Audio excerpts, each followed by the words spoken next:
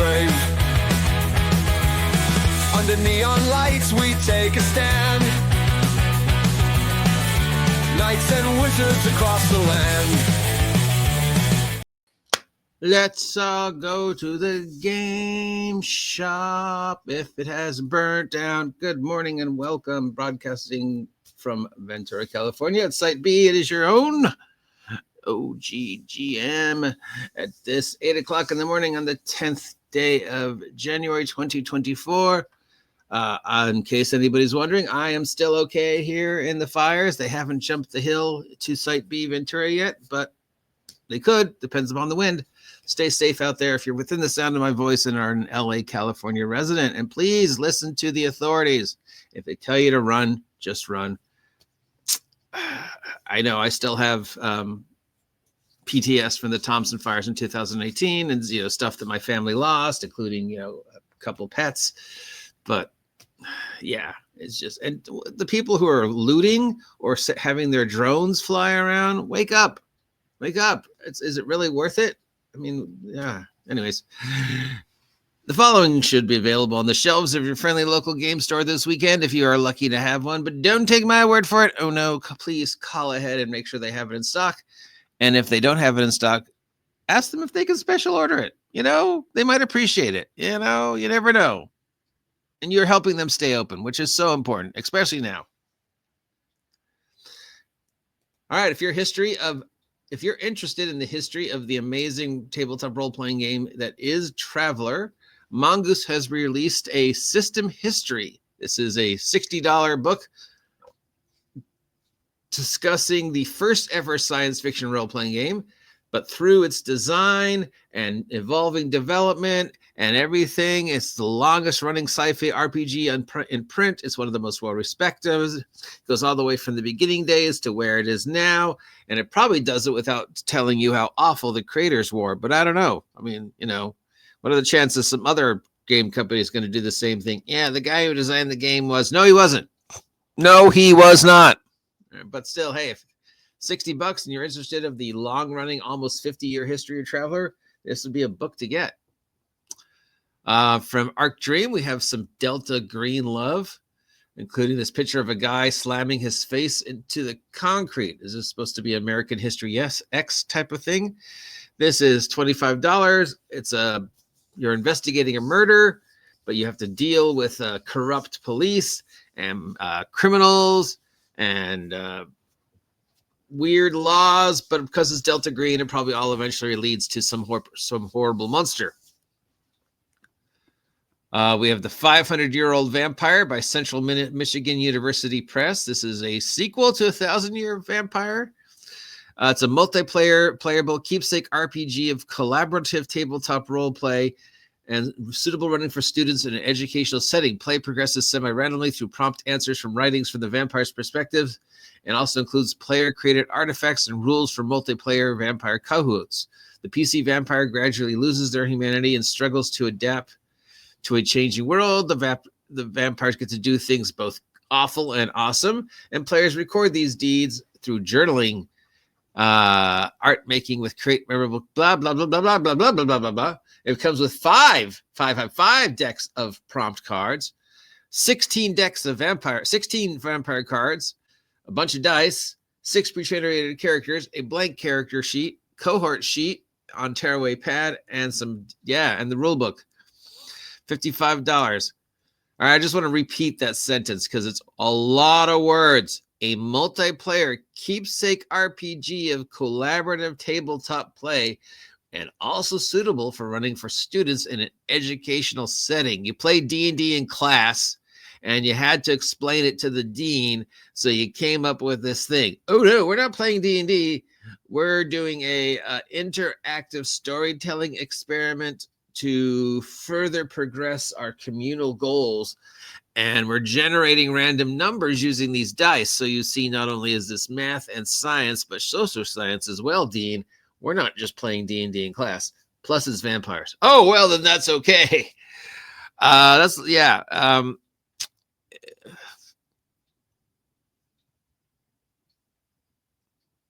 There's a lot of words in there that don't really tell me a lot about the game, but I know the game has been played online by several different people, including the Yogcast, so that might be a way to find out about it.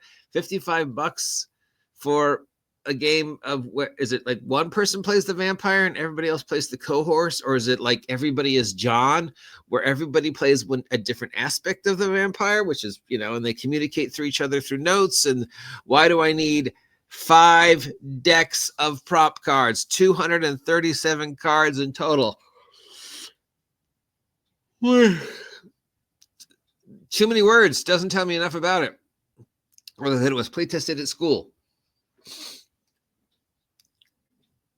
From Northwind's Adventure, we have some stuff for astonishing swordsmen and sorcerers for Hyperborea, another swords and sandals Conan-esque old school style role-playing game that gets a lot of good love. We've got the Thousand Eyes of Word. I'm not even going to try to pronounce Thuma Gagora. We've got the Vanishing Isles of the Summer King, and we've got the Oblatation Slab of the Heptomancer. $35 gets you the Thousand Eyes of Thuma Magora. $35 gets you the Vanishing Isles of the Summer King, and $20 gets you the Oblatation Slab of the Heptomancer. The Thousand Eyes of Thuma Magora is an adventure where you go to a coastline. There is a bloody, iron-fisted tyrant running the land who might also be a demon, and the PCs have to go there and help things out. The Vanishing Isles of the Summer King deals with islands. You're on an island. It's deep in the ocean. You're looking for missing people, and the island starts, sinking. The Operation Slab of Heptomancer is an adventure about farmlands that are getting attacked by Vikings, and they're in their long ships, and the PCs are sent to deal with these murderous things. I don't know what this has to do with the Heptomancer or his Oblatation Slab, but maybe the Heptomancer is working for the Vikings. Or there's a treasure that he's guarding that will help stop the Vikings. It's a great word, Heptomancer. I don't know what it means. Probably like, sheep. Let's look it up. What does Heptomancer mean? Is that the one that talks to sheep?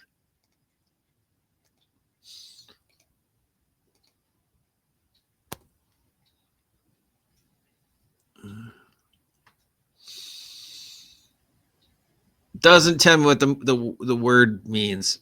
Like necromancer, dead. From Plain Sailing Games, we have The Long Road Home, a unique role-playing story game for $25.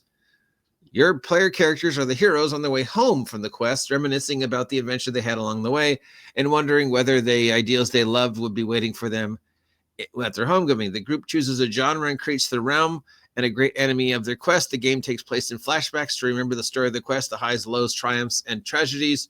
Ordinary playing cards can be used to prompt the emotions to role play in a scene.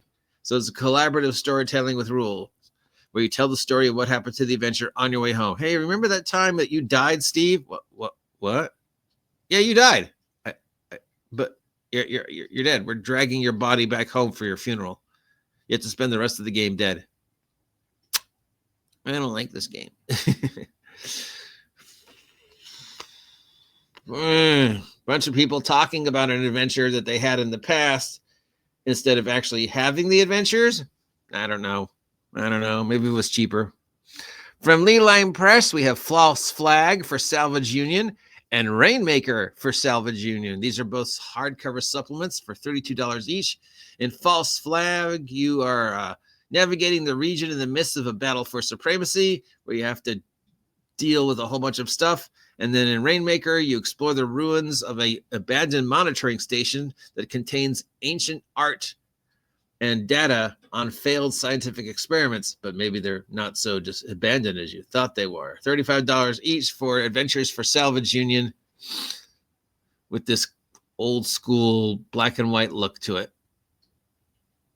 Sort of a zine look. $35 for a zine look Adventures in Salvage Union. It was Hope Punk. From Soul Muppet Publishing, okay, you win this week's award for Best Name for a Game Company. We've got The Throne of Avarice. This is for the Best Left Buried role-playing game. It is the setting book and procedural generation toolbox to generate citizens, victims, regions, and reprehensible rules of the Grand Duchy of Kaliman, a nation struggling to reclaim its domain over the known world. Covers well-known crypt-digging companies and other things. So basically, it's a guide. It's a world guide to this specific city in the Pacific world of Best Left Buried, which sounds like a, sort of dark, grim, darky, dark, McDark, edgelord, dark fantasy setting, mudcore. You versus the world, darky, McDark, dark. I mean, with a name like Best Left Buried, it's probably a grim, darky, McDark, dark type game. I made a grim, dark, darky type game. It's called Shadowrun Goblin Punk. It's about Shadowrun. I mean, not Shadowrun. Anyways, you know what I mean. Shadowdark Goblin Punk. Damn you, Kelsey, for naming your game after another game that sounds almost the same.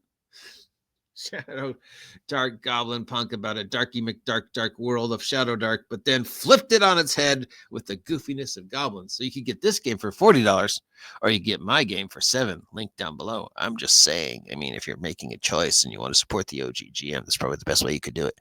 Shh! Don't tell Kelsey. All right. I wouldn't get it for $60, but I'm sure there's plenty of people out there who are very interested in the history of Traveller. I have a feeling a lot of other companies who have been around for a while are going to be doing a book like this. Any chance Jeff D is going to be doing a history of villains and vigilantes?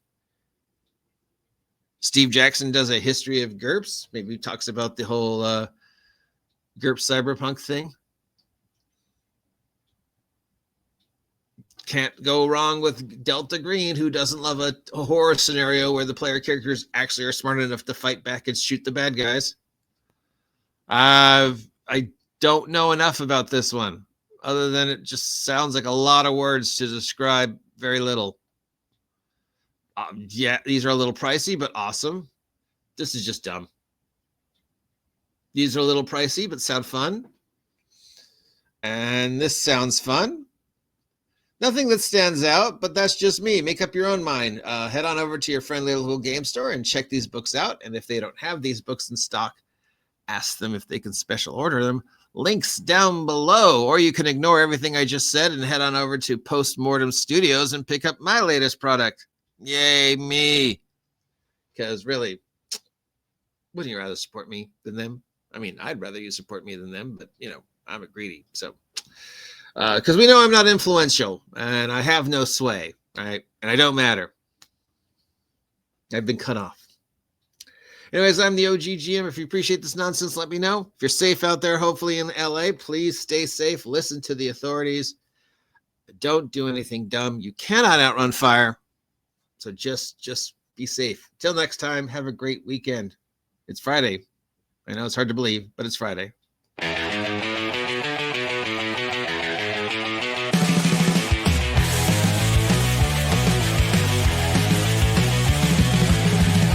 Roll the dice and ride the wave. Quest and dragons, the news we crave. Under neon lights we take a stand. Knights and wizards across the land.